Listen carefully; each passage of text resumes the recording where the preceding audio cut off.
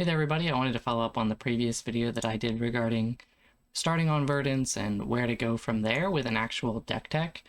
I want to kind of stay away from the more traditional deck tech of walking through every card choice and kind of going into details on the card's role in the deck, and instead focus on some of the actual peculiarities, like card choice differences between this deck and what would be a traditional Verdance deck and some of the game plans there. It goes a bit more in depth that way. I think it's more useful if you're a bit confused, and you can look at Verdance decks for staples like Felling of the Crown that are never going to come out and just glaze over that, right? So I'm going to try not to focus on the nitty details and instead go for a bit more of a holistic approach.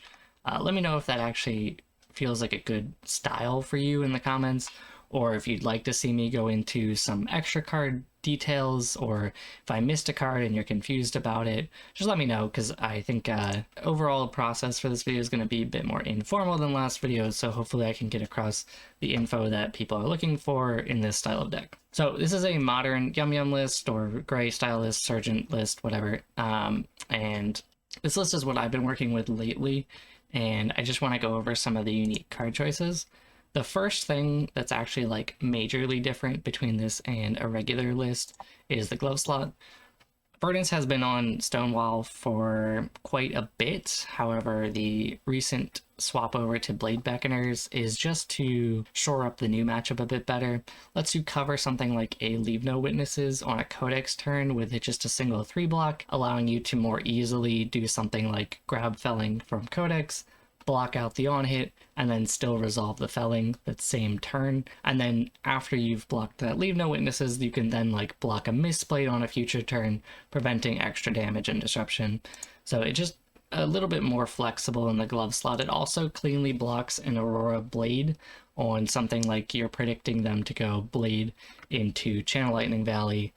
You can stuff the full blade with just the Blade Beckoners and then use the rest of your blocks on the rest of the turn, making it a lot less awkward for actually stuffing that type of turn. The next thing is the reds in the main board are slightly different. First off, you will see that we are running a full suite of 9 red D-Reacts. This is the new style that I'm trying into Aurora. It lets you get a lot more value out of your hands because instead of blocking for 3, you're blocking for 4. It's not a huge difference, but we cut their yellow roots, and that means that we can fit in the sinks. So now we have red roots, red shelters, and red sinks. This is giving us a lot more breakpoint protection, lets us stuff things like burn up shock a bit better, and we can actually stop damage a bit easier. Also, main board, I cut 1 rampant growth life for the aggro matchups. This just means that we are going to have a harder time seeing our sigil ramp combos, but I did leave the combo package in, so you are still trying to look for things like that. It's just you might not see the ramp, and you might have to fetch off of hat a bit more often when you're trying to go for something like this. Beyond that, the blues are pretty stock standard. We have Autumn's Touch, Destructive, Meritus, Fruits, Keeping Hard to Find All in because I like the card. The only major difference in the blues between lists of let's say a month and a half ago is we are on both Pop the Bubble and Scour. This gives us game into Aurora, Fang, Vynnset, and Enigma, to where we have aura destruction and just little synergies there when you're trying to do tree turns. Like if you do a tree turn with Pop the Bubble, you can blow up like a CLV or an Embodiment of Lightning, which feels pretty good, because then you're not just pushing damage, you're also disrupting at the same time. The main thing that I wanted to actually focus on here is the 3 blue So Tomorrows, though. This was a bit of tech that I've been working with for probably about a month and a half now, which is a bit of a difference in game plan into slower matchups. We are not going hard combo in this list into basically anything. The goal of this list is to resolve a whole bunch of 7-power attacks and grind our opponent down, and then use the combo to finish off whatever life total they have left. If they're still at 40, you need to do a 40 combo. If they're still at 20, you only need to do a 20 damage combo, right? So it gives you a bit more flexibility in what you're actually playing towards in the end game, and you stack the appropriate combo as needed and use the rest for mid-game plays. If I know that I only need to do a 20 damage combo, I will rip my first 2 rampants for value, right? I'll do like a sigil mini combo, and then I'll stack 1 rampant, go for like a double H-pot combo that does the rest of the health. That way I'm a bit more flexible, I have better mid-range, I stay alive easier because I'm not trying super hard to stack. It just lets you do things in the mid-game that you otherwise would avoid doing because you're just like hard tunneling stacking. The things that I'm actually recurring with these is usually Felling of the Crown. My goal is to resolve 7 Fellings in a mid-range matchup.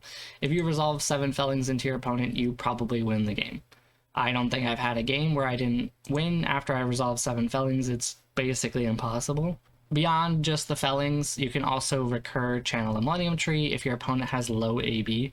I do not recommend recurring Channel the Millennium Trees into AB3 as it actually doesn't push that much damage. It does let you get tempo and everything, but we're really looking for damage with this type of recursion, or at least deck damage. Like Surgeon into Felling strips 2 cards from deck and punches through 2 damage, so you're just consistently grinding them out with stuff like that. Beyond the main board, we have a very strange sideboard, and I want to go through this a lot more in depth because the sideboard is really where this list kind of comes together and is where a lot of the differences are between the previous lists. So first off, CNC is in the sideboard now. The reason that CNC is in the sideboard now is that it's not always good, especially into Crown of Providence matchups. I really hate running Command & Conquer, but it does come in most of the time. Secondly, we have 2 red Earthworms.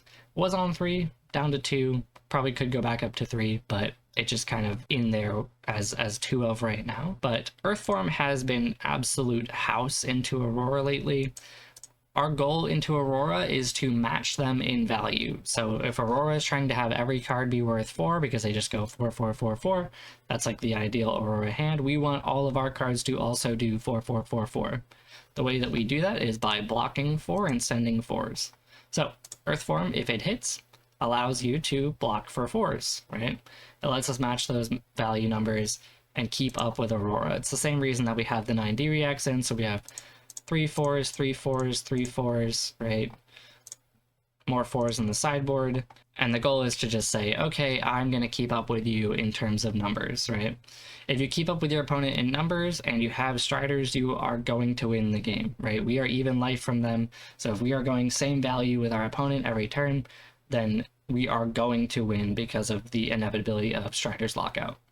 Beyond that, I'm going to go through the other attacks first that aren't evergreen because I'm going to talk about that a bit more in depth in a moment. But we have Vyndal's Fighting Spirit. This allows me to better block breakpoints into matchups where I need to grind out and they have low base attacks. That includes Newt. It also includes Syndra. I will put this in as extra block breakpoints. And it also lets us to send a lot of mixed damage into things like Enigma. You go Surgeon Aethertide into Vyndal's Fighting Spirit, you send 2 pings of 1 arcane, and then a 7 breakpoint, which is really awkward for Enigma to hold on to boards effectively with and still be able to send back. They might be able to hold on to the board, but a lot of times they will lose their whole hand doing it, so they're at max going to send back 1 thing at us, and we can usually just keep doing that until their board eventually gets stripped. The next piece is Scar for Scar. This, if you've been following my style lists for a long time now, has been in and out of my Verdance lists since basically the beginning. But they are back in, and that is because they are following the same game plan as the rest of the list, where 4 is greater than 3. So I have them in against Aurora. If the Aurora chips you down, you send your 4. You do the same thing as them, right? They're sending 4s, you're sending 4s. If everybody's just sending 4s, we are all good, right? So we're going to put in these, and I'm going to actually bring up the Aurora board so we can see this. So we have a whole bunch of value pieces like 2 card 8s, 2 card 8s, right? Fellings, and a whole bunch of 4s so that we can keep up with our Aurora opponent. We're actually usually in this matchup, at least from what I've been experiencing, trying to race the Aurora before they find combo. They want to send mid-range attacks, we send mid-range attacks back with disruption and try to hit them with damage value enough to bring them low enough to Striders within like 5 to 6 turns. Anything longer than that and the game gets really awkward, especially if they're on Arc Flicker package, and like Gold Crown especially can be a bit awkward. Another thing to note about my Aurora board lately that is different than it has been is that I am on Waning Moon into Aurora. This is because I've fully embraced that race package as I stated, and I'm trying to absolutely rush them down, and Moon just means that I have to do 3 less damage to do that, right? We're not going for Mind Warp, it's in the sideboard in the matchup, as well as all of our rampants, and so we are just playing numbers. We are numbers.deck, we are trying to keep up with them, and then Strider's Moon, right? Also in the sideboard, we have all the combo pieces, so we have our 3rd Rampant Growth, which comes in when we need, more combo damage or more aggressive arcane to push through. We also have our 1 Energy Potion for the disruptive matchups, as well as for Kano. Very important to have 1 Energy Potion, I think, in your board. I don't think I would ever cut this. It's just very important for several matchups, so definitely keep this in your sideboard if you're ever considering cutting it. I think it's a hard pass. We have our 3 healing potions for the combo, nothing special there. We have our Seeds of Tomorrow. So I do have 1 Seeds of Tomorrow in the sideboard still. I think if you know for sure that you have no Kanos in your meta, you are good to cut this. However, I know that there will be at least 1 or 2 at my PQs, and I don't really like losing to the Mirror or to Kano, and I think in both of those matchups this is a 100% must run if you want to win, and so I keep it in no matter what. I'll talk more about the specifics when it comes to matchups for this, but you do kind of need this for the arcane matchups. Next up we have Tunic, again for Kano, also for Enigma. Just keep the pressure on. All arcane matchups, it's just better than Barkskin, right? There's no reason to have Bark.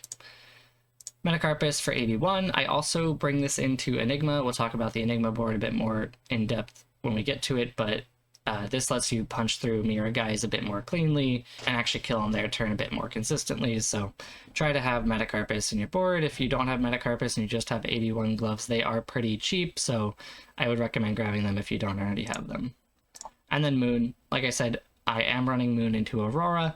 I think you can also run it into Syndra for a similar race game plan, but I am currently running Surgent because I think that it's too easy to get consistent arcane disruption into Syndra, so I just leave it out, but I wouldn't hate it if I ran it into Syndra. And that completes the sideboard besides Evergreen. So this is kind of the weird piece of the sideboard. The Evergreen is there to grind out the mirror. I have a different mirror game plan than I think a lot of people do, so I'm going to go into that a bit more in depth, but it's there for the mirror. It's also there as insurance into Ultra Fatigue. You might think we don't need insurance because we have Healing Potion combo, but as I've stated, the goal of this deck into grindy matchups is not to go all in on combo, but instead to send as many 7s as possible.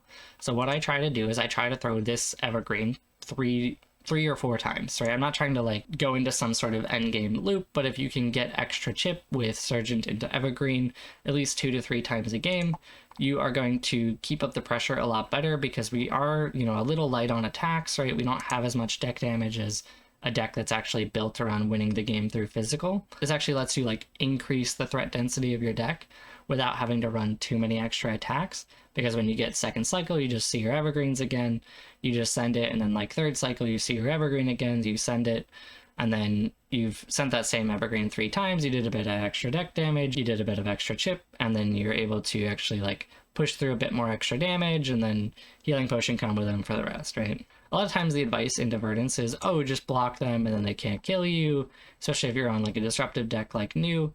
These extra 7s let you go like Surgent 7, and because you're going 1 and then 7, if they pitch and then try to prevent all of the damage, like they're trying to fatigue you, right, they're trying to full block out, you're stripping their hands so they're not able to disrupt you, and this lets you set up combos a lot easier.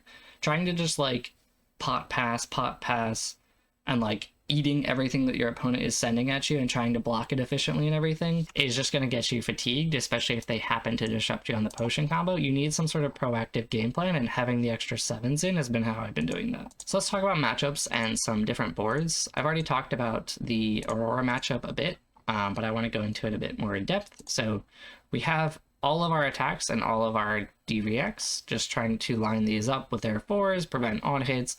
A lot of times if I do not have an on-hit coming in from an attack, I will arsenal the D-react instead of sending it, because it is more important to block the on-hits to make sure that their 4s are 4s and not 7s, right? Snatch when it hits is a 7, not a 4. we want to deny that as much as possible. And so making sure the D-Reacts actually hit valuable targets is a pretty big key to the matchup. Beyond that, my goal is to resolve fellings early and often, aggressively hatting, so that I can make up any lost value, right? If they send a 4 that ends up being a 5, like Arcanic Shockwave, right? They're slowly outvaluing us. Then we need to make up that somewhere, and the way that we make that up is fellings, right? The more fellings we can resolve, the more that they can have above rate turns, and we're still fine. We need to keep the race up and be able to actually do things. If you draw all blue hands, you need to block out because we are going to lose value on that turn, and that's how you fall behind. And so if you don't have like a felling to fetch or something with your all blue hand, you need to make sure you're blocking efficiently and reset to a hand where you can actually turn on the 4-4-4 game plan and actually race them down. Next up, let's talk about other aggro matchups. So other aggro matchups, ones that aren't running AB3 or ones where I can disrupt a bit more consistently, I am still running Sergeant Aethertide. The Mind Warps come back in, and we are just looking for our normal game plan, where we're just valuing, looking for big tree and felling turns, and just kind of grinding them out. A lot of times I'm just looking to get online and get the extra value and win that way. I don't look to try to get super online aggressively into Aurora because I know that I'm usually just going to try to kill them beyond just getting fellings above 4 power. Next up, let's talk about some of the slower matchups. So I have the Florian board. Like I was talking about when we were talking about the sideboarding, I have extra sideboarding in, so I'm at 66, not 60, which is not usually what you would see if you're trying to go all in on combo. You want to lean 60 so you can set it up consistently. But again, we are trying to grind out, and I want to make sure that's super clear. If I see a healing potion and a felling of the crown in hand, rather than block and set the healing potion, I will send the felling and I will second cycle that healing potion. I am not giving up tempo to set potions. I will find them eventually. I will combo them eventually. It is not a big deal to have to wait because they are not going to kill you. It's a freaking Florian, right? They're going to take 300 years to kill us. We have life gain, we have block, we have D-Reacts, we have everything that we could possibly need to live through a Florian. So just get the value while you can get it. It's the same thing with slower Guardian. We are going to grind out. I have boarded in 68 cards, like let's say you're into Jarl, right? This is just like my usual Jarl build, is I put in everything that I can, I put in all my D-Reacts, I put in my potions, and I'm just saying, okay, try to kill me before I get all of the value in my deck. All of the value, including the combo, right? The combo is value, it's just delayed value. So I'm going to try to resolve every single bit of value in my deck, and if they can't kill me before I do that, I am going to kill them. You cannot live through 7 fellings in a combo, it's just not possible. For aggressive Guardian, now, keep in mind, it's sometimes hard to know if your opponent is on aggressive Guardian, but you can reasonably assume like Victor is going to be on aggressive Guardian and probably Betsy too, unless you know that your opponent is like CYB Fatigue Rampart Betsy, but we'll just say Betsy and lump her in there. But aggressive Guardian, the board is a bit different because we don't need the maximum value. I do actually side out the combo into aggressive Guardian, and we're just playing 3 ramps instead in case they do end up trying to fatigue a bit. We just play for the triple ramp stack, and usually that's good enough. We're going to resolve all our attacks and just grind them out, so it's not usually a big deal. Guardian is just terrible into us, so I'm not super concerned there. Next we have Ira. I board like it's aggro Ira, and I hope for the best afterwards, right? If they don't happen to be on aggro and they're on like Boomer Ira, usually they still can't afford to be paying for AB3 all the time, so we're going to chip them out anyways. I don't think it's like super unfavored if they're on Boomer and we're like, oops, I accidentally boarded for aggro. I think you can still get there, and I don't think it's going to be a super big deal unless they're randomly on like CYB Ira, but like get wrecked, I guess, if they flip that. Next up is Kano. So for Kano, you need to run all the attacks. So I just put in every attack that goes, and I cut all the D-Reacts, right? Pretty obvious stuff into Kano. I also cut Mind Warp because this card is not landing, and do not worry about it landing. So you're just going to ignore it and side that baby out. You're just going to side it out because it's a yellow 2-power spell, and it's just not going to do anything. Beyond that, what is the game plan into Kano? So the game plan into Kano is let your Tunic tick up to 3, set an Arsenal and play a Seeds of Tomorrow, and then set another Arsenal and an Energy Potion. What this allows you to do is you hold up your Energy Potion and your Tunic resource, allowing you to, anytime at instant speed as long as you have an Arsenal, fetch a Seeds and prevent 5 on Wildfire. This means that your opponent cannot randomly combo you if you tap out, and then you can play your mid-range Verdant stuff. Just play your hands out as you get them, trying not to get rid of your arsenal, and you just play your 4-card hands over and over again, and you're going to try to grind them out. Now, what happens if they try to full stack you? If they try to full stack you, you are going to have to make sure that your card in arsenal is a spell. And then that way, when they try to go for their wildfire combo, they're going to try to resolve 2 wildfires, let the first one eat the prevention, and then let the second one amp all their open the floodgates so they can actually combo. What you can do is you can let the first wildfire hit, and then they have 2 wildfires. If you let both hit, you are double amped in response to your Pulsing Aether, which means that you can then Striders out a Pulsing Aether and punch them in response to the Open the Floodgate. So it is hard for your Kano opponent to actually do anything through this. It is a bit more nuanced than that. Wizard mirrors are hard, so just know that there's a lot more nuance. Multiple channel trees are pretty important too, if you can get them to stick.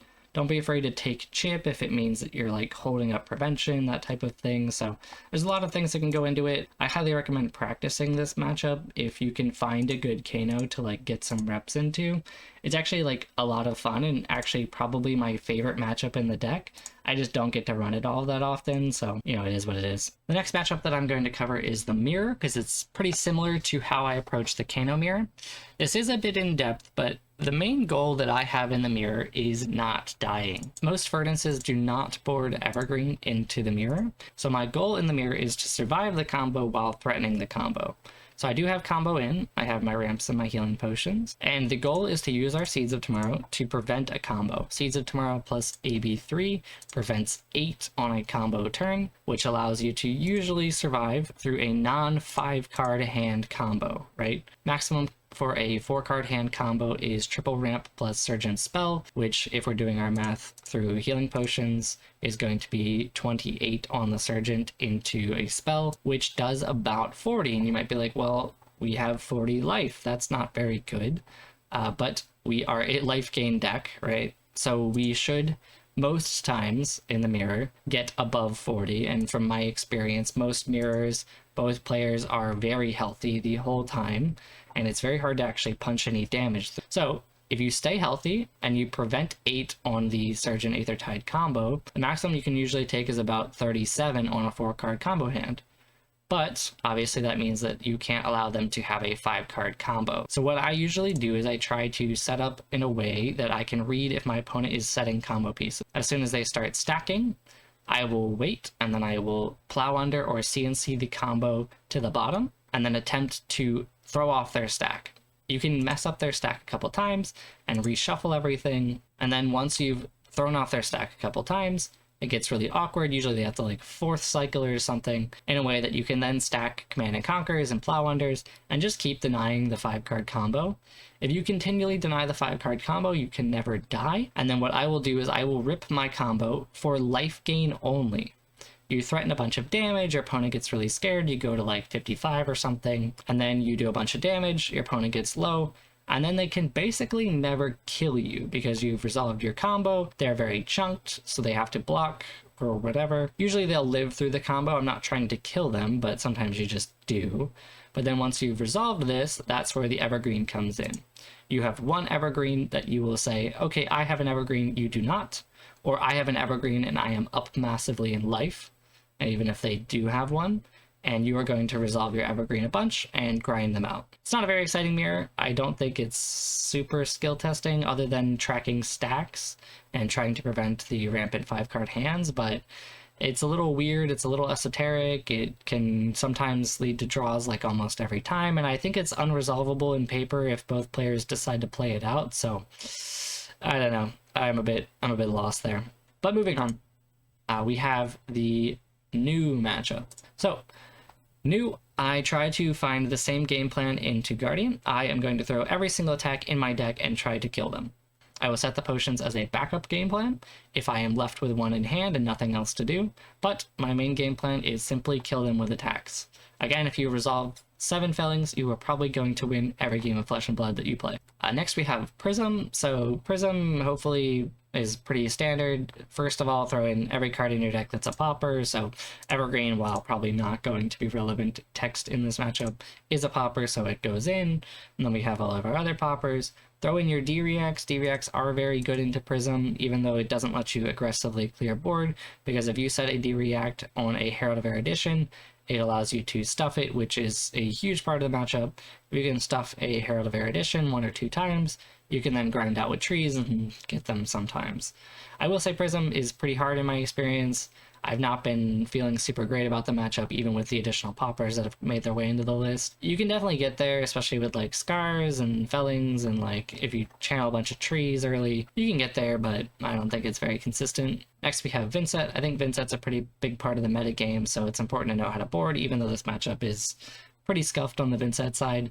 So we have our Scours and our Pop the Bubbles already in as tech for other matchups, so they are not having a good time there. On top of that, I board out as many of my D-Reacts as I can feasibly do. I don't run Scours because we're probably not going to be lower life than them, so I can't cut an extra set, or I would. Other than that, we are running just AB1 with our Striders, and then we have all of the attacks, and we're actually trying to be the aggressor in this matchup. What you don't want to do is give them a bunch of space to set up and doing nothing while they do that. You want to send attacks, send your Surgeon into attack every turn, and then if they try to like set up a triple gate, you're going to set a Scour and scour them on it. You can also scour at instant speed to stuff them if they try to play like a Beseech or like a Shadow Puppetry. You just say, hey, did you pay for Vynnset? After they pay for Vynnset, you absolutely ranch them, they can't play their turn, and they take like 15 damage, and that's good enough usually. The last matchup I want to talk about is Enigma. Everyone always wants to know, how do you ever beat Enigma on Verdance? And well, obviously it's hard, so I'm going to try to give my best tips here and things that have gotten me wins against Enigma in the past. It's not always consistent, and you're not going to beat every Enigma, and sometimes they have a game plan that's different than what works, and so it can be tough to kind of deal with the flexibility of the Enigma side, where sometimes they're running more AB, less AB, whatever, more attacks, less attack. But I'm going to try to run this consistent into most Enigmas, and this is how it ends up being most of the time. Every go again that you have in your deck, put it in. If you have Enlightened Strikes, please put those in. If you have Earthlore Surges for some reason still, put those in, and just run as much attacks as you can. I do keep the Rootbound Carapaces in, mostly because my sideboard is out of things that deal with Enigma.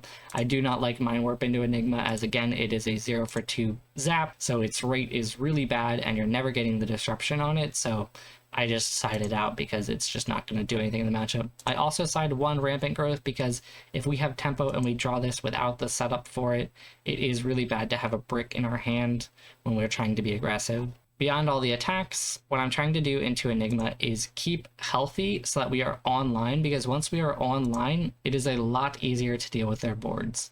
Things like Findel's Fighting Spirit go from pretty good into Enigma boards into absolutely insane into Enigma boards, where you're sending a bunch of Arcane Ship while also sending 7s at them. They really don't like dealing with 7s, so we're just trying to grind out the boards and make sure we don't get swarmed. Striders in this matchup should be used to clear mirror guys. Don't try to Striders to kill your opponent. Use it to trade with their hat, right? We want to go either hat for hat or boots for hat. We're trading our equipment to blow up the mirror guy that they got a massive spike turn on, right? Like we send an attack, they hat block. We go, okay, let me make sure I set like a spell, and then that way you can then Striders the spell and try to clear the mirror guy, because if you do not clear it, you are going to get absolutely blown out. So just keep that in mind. Beyond that, we are on Sergeant Aethertide. I know people have been talking about Moon into Enigma. I think that is strictly incorrect. This weapon puts in so much work into Enigma. It's probably 90% of the reason that the matchup is actually winnable at times. Tree with Sergeant out means that you have a go again weapon, which is absolutely critical into Enigma, right?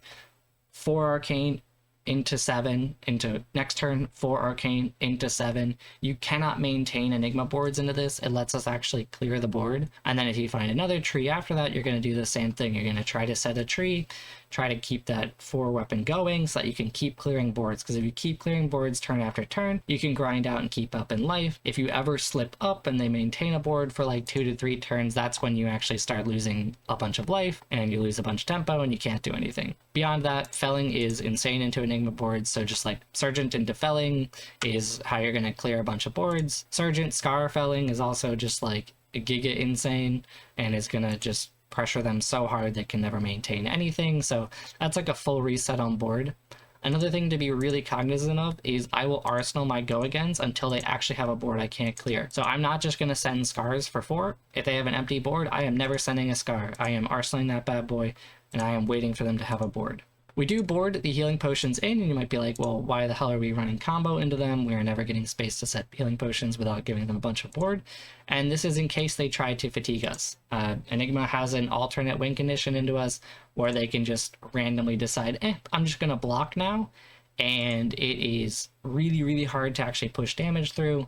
And so I keep the healing potions in the board. And what you're trying to do is you're trying to use them as pitch in first cycle, and then second cycle try to set them out if they try to transition into fatiguing you out, or they're just like forced to block. Like let's say you get them sub 10 and they're forced to start blocking out. It can be really hard to finish that last little bit of life into Enigma because they just have too much prevention. And so then you start stripping cards from hand and setting potions behind it, and then using the potions in some sort of end game with like, you know, ramp like usual, where you do some sort of like mini combo, and then that can usually close out the rest of their life. So that's the list and my general thoughts on game plans with it. I think the list is pretty solid. I've been feeling really good on it lately. I'm not sure what the results are like on this recently. I know people have been playing with the list, but still looking pretty solid. So I think it has game into Aurora. I've been feeling really strong. The 4 game plan is very good just in general in terms of numbers. So I think it could probably use some slight refinement, but I've been messing with this style of grind out list for quite a bit now, and I think it has a lot of space in the meta for being actually really solid. So let me know your thoughts, any card choices that you think might be in here that could be good. I have a whole maybe board of stuff that I have tried in this list, including at one point I was on 3 Remembrance. So if you think of something that I haven't thought of, that would be incredible, but I'm sure we could come to consensus on some sort of good Verdance list by like PQ season at least. So I'm excited to see where this list goes and developments in the community. So please feel free to reach out to me if you have any questions or any improvements or thoughts of your own. Thanks for watching.